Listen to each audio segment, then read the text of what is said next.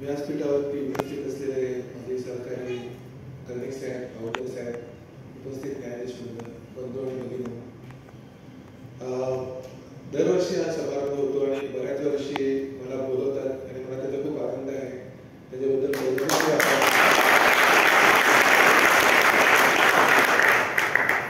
महापुरुषांच्या प्रतिमेला हार घालणं त्याच्यात एक थ्रिल असतं. दरवर्षी मला अनुभवायला मिळतं, त्याचा मी मनापासून आनंद घेतो. या तिघांबद्दल बोलण्याच्या अगोदर एक थोडीशी वैयक्तिक माहिती मला शेअर करायला आवडेल आणि मी परत परत सांगत असतो. ही थोडीशी अतिशय वैयक्तिक गोष्ट आहे, पण मला ते सांगायला खूप आवडतं. का माहित नाही, असं आहे की आता जन्मतारखांबद्दल बोलले की क्रांतीसूर्य महात्मा फुलेंची जन्मतारीख 11 एप्रिल, भारतरत्न बाबासाहेब आंबेडकरांची 14 एप्रिल. मधल्या 2 तारखा अवेलेबल होत्या, त्यातल्या माझ्या जन्मतारीख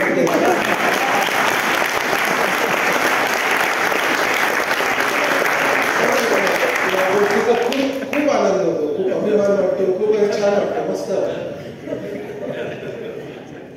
अजून एक गोष्ट, मी इंजिनिअरिंग केलं त्यांनी सांगितलं, तर त्या कॉलेजचं नाव होतं श्री शिवाजी विद्याप्रसारक संस्था आणि तेव्हाची युनिव्हर्सिटी पुणे युनिव्हर्सिटी, तिचं आता नाव आहे सावित्रीबाई फुले युनिव्हर्सिटी. नंतर मी लॉ केला. कुठून केलं असेल? सिद्धार्थ लॉ.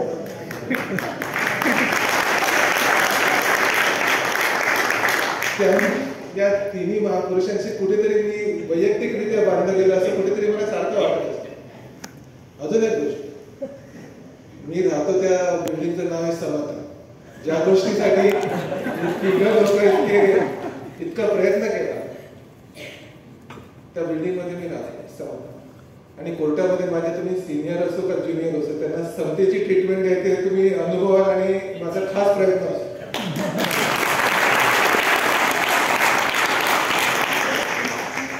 खूप वैयक्तिक गोष्टी पण मला सांगायला खूप आवडतात आणि मला त्याच्यात अभिमान वाटतो.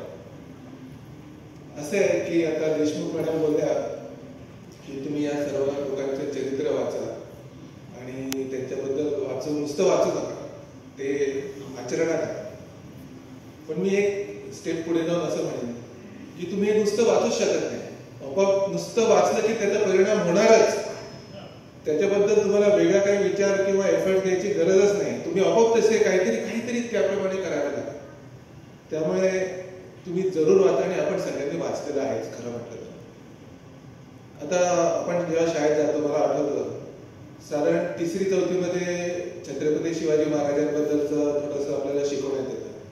नंतर 5वी-6वी मध्ये किंवा त्याच्याही पुढे युरोपियन हिस्ट्री किंवा अमेरिकन हिस्ट्री वगैरे वगैरे बघायला.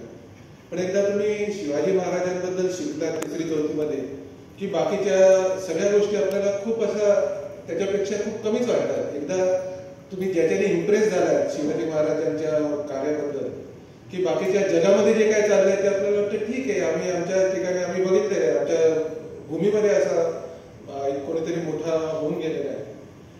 तर त्या पद्धतीने शाळेपासूनच आपल्या मनावर जो पगडा बसतो त्याच्याने आपल्यामध्ये असं फरक पडायला. त्याच्यानंतर पुढे 8वी-9वी मध्ये थोडं आपण जास्ती थोडंसं प्रगल्भ झाल्यानंतर महात्मा फुलेंचे निबंध असायचे आम्हाला. ते वाचलं की त्याच्या भाषेमध्येच असे आसूड ओढल्यासारखे प्रहार केलेले असायचे समाजातल्या वाईट रूढींवरती. त्याचा त्या काळात जो परिणाम झालाय इतक्या वर्षानंतर सुद्धा तो तसाच आहे आणि त्याचा इम्पॅक्ट खूप जास्ती असतो. त्याच्यानंतर आपण भारतीय राज्यघटनेबद्दल बोलतो, बाबासाहेब आंबेडकरांचे निबंध वाचण्यात येतात, त्यांच्या कर्तृत्वाबद्दल वाचायला येतं. त्याचा इफेक्ट आपल्या सगळ्यांवर एवढा होतो, निदान माझ्यावर तर डेफिनेटली झालेला आहे. आणि आपण ह्या गोष्टी विसरू शकत नाही. शाळेमध्ये शिकलेले निबंध, तेव्हाची भाषा, त्यांचं मराठीवरचं प्रभुत्व, बाबासाहेबांचं इंग्लिशमधनं लिहिलेले सगळे इतके त्यांचं भाषा प्रभुत्व आणि विचार व्यक्त करायची पद्धत ही पण अतिशय खूप प्रभावी होती. तसं शिवाजी महाराजांची पत्र सुद्धा प्रसिद्ध आहेत. त्यांनी एवढ्या छोट्या छोट्या गोष्टी बघितलेल्या आहेत. शाळेत आपल्याला पत्र होतं की आपल्या सैन्याने जे शेतकरी आपली रयत असते त्यांना त्रास देऊ नये वगैरे याच्याबद्दल त्यांच्या खास इन्स्ट्रक्शन्स असायच्या. बारीक सारीक गोष्टी एवढ्या की सैन्य असतं त्याच्यामध्ये रात्री उंदीर फिरणार याची काळजी घ्या. का एखादा दिवा चालू असेल त्याची वाट पळवली जाईल, चुकून कुठच्या तरी दारूगोळ्याला आग लागेल, पूर्ण सगळं जळून जाईल. हा विचार, इतका बारीक सारीक विचार कोण करतं आजकाल? त्या काळात त्या माणसांनी एवढा केला म्हणून ही लोक मोठी. आणि आपण म्हणतो त्यांनी शून्यातून जग निर्माण केलं म्हणायला ठीक आहे, पण ते शून्यातून नव्हतं केलेलं. आपण शाळेत शिकतो शून्य आणि पॉझिटिव्ह याच्या अगोदरही निगेटिव्ह संख्या असतात, ऋण संख्या असतात. ह्यांनी ऋण संख्येपासूनही सुरू केले, शून्याच्याही अलीकडे. तेव्हा म्हणजे इतकी परिस्थिती, तुम्ही आज जर विचार करायला गेला तर कदाचित आपल्याला त्याचं एवढं महत्व कळणार नाही.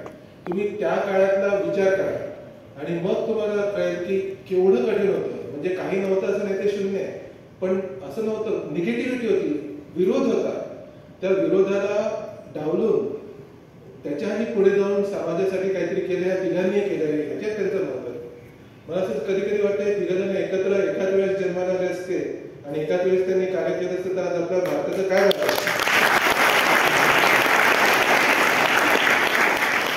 एक स्वप्नरंजन म्हणून मी विचार करायला खूप असं वेगळं छानच वाटतं. म्हणजे कल्पनेच्या पलीकडची गोष्ट वाटते. त्याबद्दल पण असं आहे की त्यांना वेगवेगळ्या वेळेस जन्माला घातलं तर त्या वेळेस एखादा कोणीतरी लागतो, नाही तर एकाच वेळेस सगळ्यांनी चांगलं सुख अनुभवायचं आणि बाकीच्या जनरेशन्सनी काहीच नाही करायचं असं नव्हतं. त्यामुळे त्यांचा जन्म सुद्धा टप्प्याटप्प्याने झालेला आहे. वेळोवेळी त्या समाजाला त्यांचा उपयोग झालेला आहे किंवा मार्गदर्शन मिळालेलं आहे. त्यामुळे त्या दृष्टीने तसं बघायला गेलं तर ती नियतीची योजना कदाचित बरोबरच असेल. तुम्ही एक बघा, आपण या सगळ्यांचा जेव्हा विचार करू, या लोकांचं जे वागणं होतं समाजाशी त्याचा विचार करा. तुम्ही शिवाजी महाराजांच्या काळातली एकतरी घटना इतिहासात एकतरी दाखला असा दिसतो का की कोणालाही जातीपातीवरून, धर्मावरून किंवा कोणाला त्या कारणामुळे फक्त त्रास झालाय? एकही घटना नाही. महाराजांनी सगळ्यांना इतकं समतेने वागवलं, सगळ्यांना तेवढाच मान दिला किंवा योग्य ती वागणूक दिली. हे शिकण्यासारखं आहे. ती कडी तिथे थांबली नाही. शिवाजी महाराजांचं कार्य पुढे ज्यांनी ओळखलं, त्यांना महानता ओळखली, ज्यांना माहिती होती. महात्मा ज्योतिराव फुलेंनी त्यांची समाधी शोधून काढली 1869 मध्ये. मोठी गोष्ट आहे. त्याच्यामध्ये त्यांचं कनेक्शन दिसतं. म्हणजे काहीतरी कनेक्शन असल्याशिवाय त्यांना ते सापडलंच नसतं, हे आपण ओळखायला पाहिजे. नाही तो कोणालाही सापडलेली नाही आहे, त्यांना सापडलेली. ह्याच्यामध्ये काहीतरी एक महत्व लपलेलं आहे आणि त्याच्यामुळे त्यांनी त्यांचा वैचारिक वारसा पुढे चालू शकते. त्यावेळेस ही विषमता होती, आजही आहे, पण ह्यांच्या प्रयत्नामुळे त्या विषमतेचं आपल्याला विष एवढं दिसत नाही. बऱ्याचशा गोष्टी आटोक्यात आलेल्या आहेत ज्या त्या काळात नव्हत्या. हीच गोष्ट पुढे बाबासाहेब आंबेडकरांनी अजून एक स्टेप पुढे नेली, राज्याची घटना केली. आपल्याला आर्टिकल 14 सगळ्यांना माहिती, इक्वालिटी वगैरे. पण ह्या सगळ्या गोष्टी ह्या तिघांचाही एक कॉमन विचार आहे आणि ह्याचा विचार सगळ्यात महत्वाची गोष्ट म्हणजे हा स्वतःपुरता नव्हता. जे काय त्यांची इच्छा, तळमळ, सगळं जे कार्यकाळ होतं ते समाजाला समोर ठेवून समाजाचा विचार करून करण्यासाठी केलेलं होतं. आणि म्हणून आज जे आपण थोडेफार चांगले दिवस बघतो बाकीच्या जगापेक्षा, त्यात ह्या तिघांचा इतका वाटा आहे की आपण त्यांच्याबद्दल कितीही कृतज्ञता व्यक्त केली तरी